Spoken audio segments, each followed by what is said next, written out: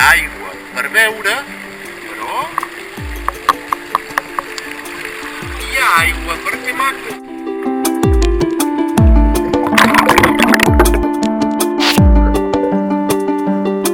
L'aigua és vida. En el marc de la dècada internacional de l'aigua, a Salt, les fonts no ragen aigua.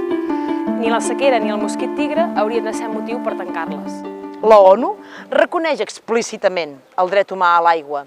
Aigua salubre, acceptable, assequible i suficient per a l'ús personal i per al sanejament, reafirmant que l'aigua potable, neta i el sanejament són necessaris per la realització de tots els drets humans.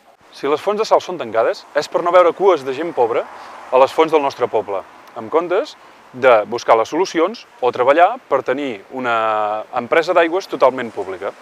Si els fons de sal són tancades, és per el que diran, i el que no es vol és que les persones que passin per Salt vegin aquest trist espectacle. I volguem amagar la realitat, és incompatible en trobar les solucions en els problemes. O què farem? Per no veure els pobres?